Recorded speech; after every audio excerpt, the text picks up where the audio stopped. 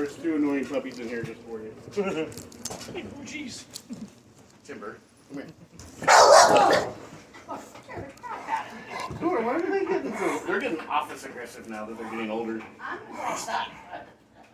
Timber, who are you even barking at? The wiener dog? Really, man? Yeah, the wiener dog. Because it's just so scary. Huh? Just want to play. It's like my dog. Well, I don't know, like, Timber was the one who doesn't really care usually. Come here. Have a seat. They're getting more and more, I can tell. They are. I heard them earlier, too. It wasn't even... Hey, Boochie. Just, yeah. I heard Bella. What's a good doggy? The other What's a good doggy? Oh, Hello.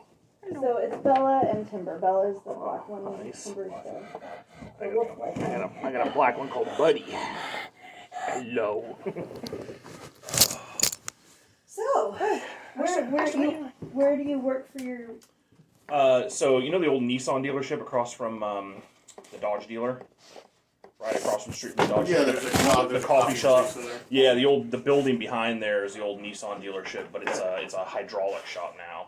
My buddy owns a hydraulic shop, so. And I see, like, every once in a while, does he, like, take wrecks for fun or something? I see, like, trucks get dropped off their wreck Oh sometimes. no, so he That's a yeah. lot for another... Oh, so they just Yeah, so he kind of sublets out parts of his building. He has a Might paint. as well. He has a paint dealer. API Coatings has the one end, and then he rents that to North Bend Towing. Okay. So yeah, we get a lot of towed vehicles over there. Yeah, I've just seen Yeah. some really good wrecked cars, and I was Oh, like, yeah. oh, that's a good one. Yeah, all kinds of stuff. Yeah. Yep. Oh, so, I feel like a lot of people don't understand what we're doing. Right. Yeah. And so it's like, well, that's a good chance for us to have a conversation and let you know. I've also seen on some of your posts that people are like, well, the Devereux Center doesn't even make people follow the rules of that they can't be here after hours Right, or yeah. after dark. Well, Yeah. we did enforce that very firmly until you guys came to town, and now we can't, because where are they going to go? Like, you guys keep running people away from all the businesses, and so Yeah. then they come here. I and used to do I 30-day can't- trespass on anyone that stayed here overnight, but now we've been having problems with them doing that again because they don't feel like they can go there safe anywhere else. So because there is nowhere safe that they can be. Well, we were seeing that well before we started the neighborhood watch. Well, they hang out They- here in the they evenings, hung and out, they know but there they're were not doing it, but they consequences. usually didn't stay all night. They would come here, use the bathroom, use the Wi-Fi, leave, and not be here the entirety of the evening. But now we don't enforce that because we can't. I mean, I'm not going to tell somebody when they come here and say there isn't anywhere for us to be, that they have to go out and risk having you video them. Okay, so I guess the alternative is, they're causing issues on private property Not necessarily. every night. Not all of them. And No, I'm not saying all of them. Okay, but what Okay, I'm I'm not saying all saying of is that, like Ethan Nordholm. Right. He's Ethan is obviously has batshit crazy. Yes, he obviously has mental issues. But Obviously, now, yeah. you guys ran him out of Empire. Ooh, good job. He spent a month in Bunker Hill, but he had nowhere that he felt safe. He came back here and he's like, Okay. I don't know what to do. So Well, I can't And tell he's him. weird. Yes, he carries a shopping cart full of Yeah. junk around, but other than weird outburst comments, he's pretty harmless. Unless he's provoked, and then that whole mental illness stuff kicks in, and he gets a little squirrely. Well, I guess my main thing is the whole private property thing, because if a private property owner doesn't want someone camped on their property, Okay, but how many of them have given you permission to trespass them? I'd say at least half the businesses in Empire. Okay? I can name them Because, all. yeah, okay, but one private property owner that you videoed and shared said that told me you did not have permission. Who's when that? You said that. I don't remember off the top of my head. Okay, well, I can't respond to it unless I know who you're talking about. Okay, So. I understand that, but what I'm saying is you tell people, oh, I have proper permission to trespass you to the people that you're telling that to, and you don't always have that permission. That's not true. I intentionally avoid asking people to leave private property where I haven't spoken to the property owner. I can list the businesses. Well, mean, so off the top of my head, I can think of one of the few videos of yours that I have seen, because I don't do much social media, is the post office. You don't work for the federal government, it wasn't your place, doesn't matter if you're a taxpayer or not. It's public property, it's posted as, it does matter if we're a taxpayer. It It's does matter. It doesn't matter, you're not an you are employee not- of the postal service to tell people they have to leave something. Two That's not your different job. officers told me you had no authority to do that. Two different Officers? police officers said you didn't have the authority to do that. They didn't say anything to me. Okay, that doesn't mean anything. And it's still, I mean, don't get me wrong, I'm not justifying Mr. Blakely or the other two's actions. In fact, I yelled at him after I saw the video because I said, this shit doesn't need to happen. We don't need the advertisement, you don't need the bad press. Yeah.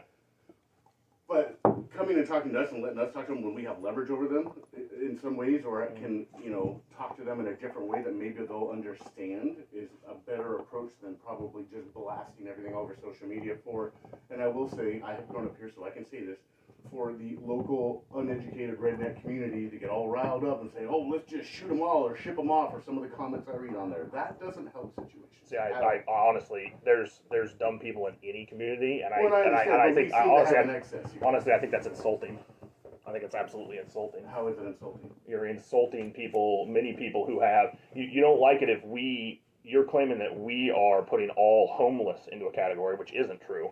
We're dealing with ones who are committing actual crimes, but you're putting everybody who is lesser educated. You're inciting the people that are lesser educated and that have probably a very uneducated bias about the situation and giving them a free run of, oh, look at this, look at what they're doing. Like, that doesn't help a situation by inciting people to talk about violence or doing bad things to a group of individuals. That's not a helpful thing to do. It's helpful to bring attention to issues to the public's attention. You can bring issues in a different way that is way more respectful. For example, Robert Blakely. I know the name. You videoed him. He was the Okay. one. A lot of these people I didn't know names He was of. the one. Well, Was he the one up on the? No, he was the one on the table that you had the longer interaction with. But Yeah. you call so many of them by name, we just assume that you know them. Sorry. Some of them I absolutely do, Okay, but yeah. but Robert But he's one of Blakely them. Yeah. has been in treatment. He fell off the bandwagon. That's when you videoed him. Yeah. He's in treatment. He's making gains. You have made it so he has no chance of getting a job in Coos County. Congratulations. I'm gonna honestly say I don't care because he's in there using. Okay, we're done then. He's in there using. I'm done. He is in there using drugs in a public place. A lot of these drugs are laced with fentanyl. Fentanyl can remain on that table for a very long time. Women and children go in there and can encounter that stuff. But you don't need to put that on blast. I disagree with you. So you don't care that he can't get a job, so that just means you... He can't get a job. He can't get a job because of his own decisions.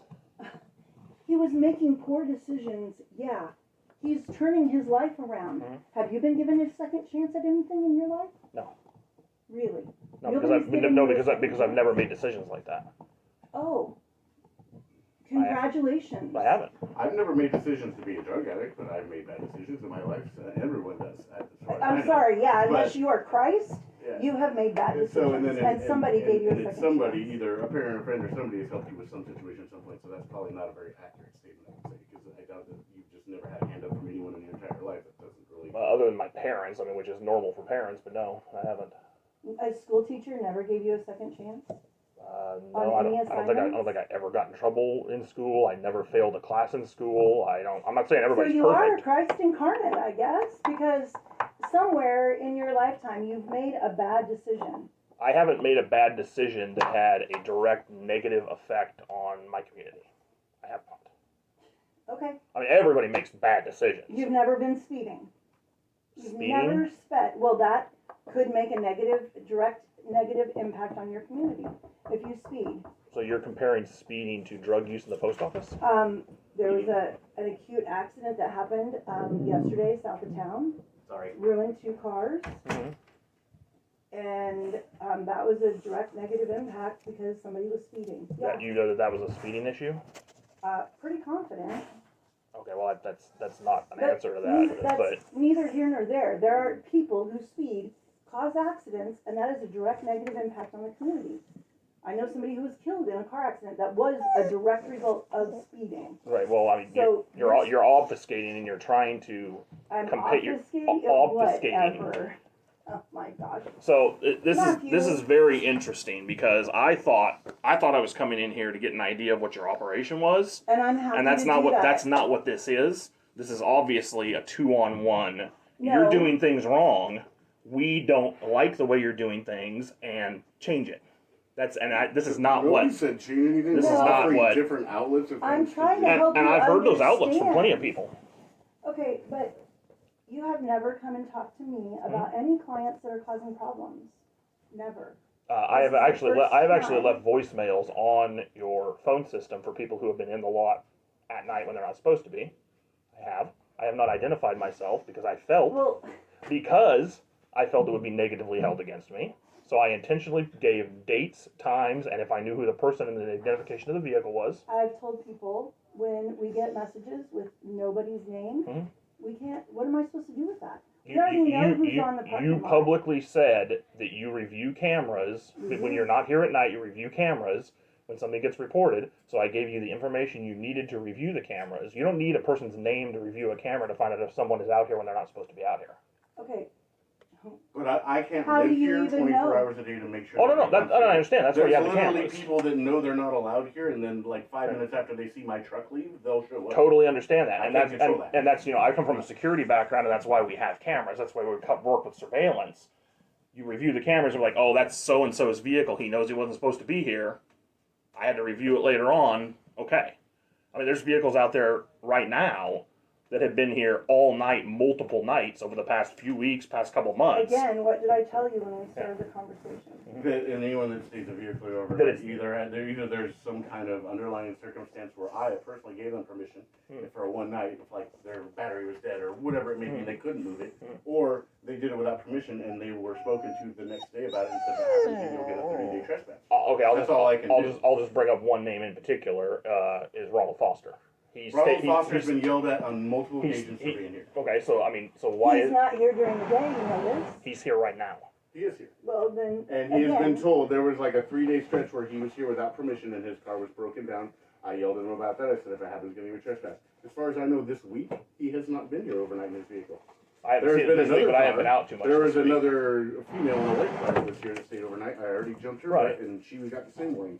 And if they do it on multiple occasions, I have a gentleman, I don't know if you know him, his name is Randall Walker. He's in a black beat-up old Chevy pickup with a camper shell. I don't know where he's at right now. I think I know the truck you're talking about, yeah. He's doing 30 days away because he kept staying here overnight. He without was, yep. permission. I know that truck. He was here One constantly. of two Yeah. reasons why he's not allowed here for a month. Yeah. Well, and the other thing is like the trash, the shopping carts, the things like that. It's the stuff gets strewn all over the neighborhood. we know I mean, that. So We I mean, tell them that they can't do that, and But they're not and supposed to be honest, it's not just the homeless that dump garbage everywhere. And No, that's you have true. no That's idea true. how many people in our community alone come dump their garbage here and leave it for us to deal with.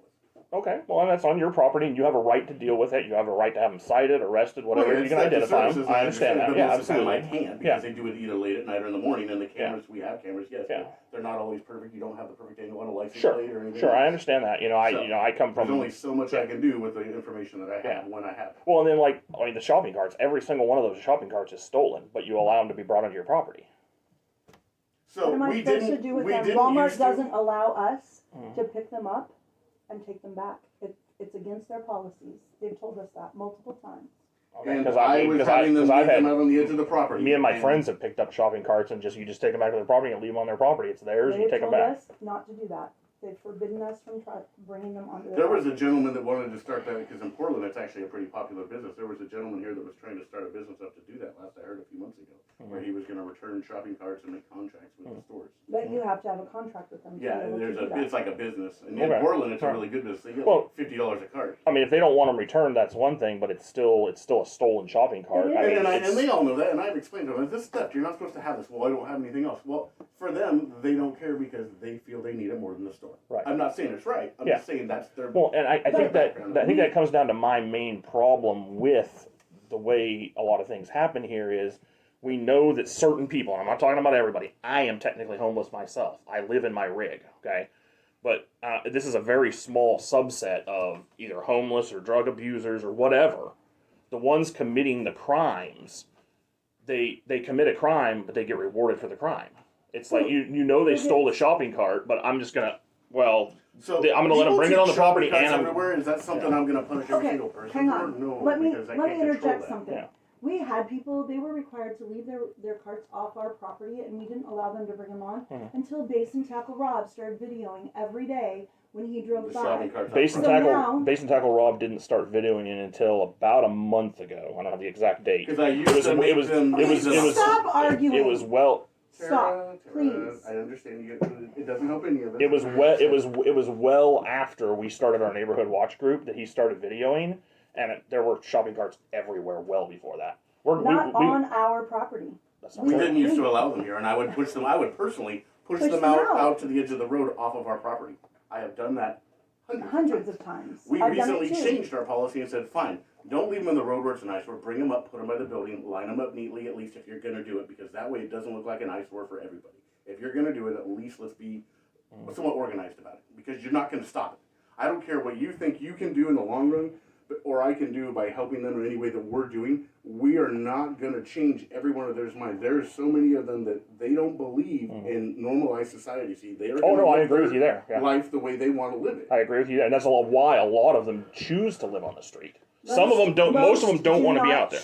About Right. 70% have issues. There's about 30%, Yeah. I would say, that choose this lifestyle. Yeah. And I've heard them and- say, "I'm happy being homeless. I'm happy being a drug Sure, user. sure. I don't want to change my life." I'm like, "Well, I'm sorry, but hopefully at some point you change your mind and you want to do We something." have an application for one of them Yeah. for Coalbank Village right now that previous has always said, nope, this is my lifestyle. He's changed his mind. Right. We've been Yeah. here for him for 6 years, waiting for him to be ready for something different. Right. But it's like many of the people in your group don't want to give them a chance. They want to run him out of town. He's lived here his entire life and he's 65 years old. This is actually not true at all, because like you can talk to Caleb. Me and two of the ladies from the old neighborhood watch group were actually trying to help Caleb, trying to get him into treatment. Caleb has severe mental health issues that do not even allow him to, that would be a combined effort. And to be honest, with somebody in the situation he's in, having a mental health background, he is not going to get the help until the state starts allowing civil placements in the psych units again, which haven't done for 2 years. Okay, so Because we can agree that's probably not going to happen anytime soon. So because he will never willingly go to treatment Right. without the mental, and he needs the mental health portion as well, because that is his main issue. He medicates his mental health With the issues drugs. with drugs. Exactly. And for him, it's any drug. It does not matter. Sure, yeah. But And he we never spent- does anything. I mean, he commits crimes. Don't get me wrong. But he never does anything serious enough to warrant multiple felonies, getting locked up, judge sending him to the state mental Well, hospital. sure, he's not out there committing aggravated assault or trying to murder people. I agree with you there. But so as far as you trying know, to get the county or the city to go that approach, that's not going to happen with the low level. So it's kind of a catch-22. And I agree with you. We need more mental health services at that level. There, it's not easy to find. But in the meantime, when you have somebody like that who is stuck on the street for whatever combination of factors, how do you prevent them, or at least disencourage them from damaging private property? He's camped behind the old Gussie's building right now, which is patrolled nightly by a security patrol. I mean, obviously there's nobody in the building right now, but that building was set on fire by people camping inside that building. I'm aware there was people in and out there and all kinds of stuff. That's not the only place. He's built a camp on the backside of their property out of tons and tons of trash. The dog grooming place, I personally cleaned up his own feces off their front step, because it's an 80-year-old lady and her Alzheimer's husband running this business, and him and Chris Carter, were threatening them one morning when they told him to get out of their front stoop, and then weeks later he's leaving. Chris is violent. Chris pretends to be violent, but you know him. He's the minute you call him on it, he won't do anything. And to be honest, he weighs 110 pounds. He's very, very small. Yeah, I mean, even Caleb's small. He's tall, but he's small. Well, and Caleb's not a violent person. Yeah, he's just a big. And I've had great conversations with Caleb. When Caleb's sober, he's actually a very intelligent guy. Well, I really like Caleb. For him, it's more of a lot of it's more of his mental health when he has good days versus bad. Yeah.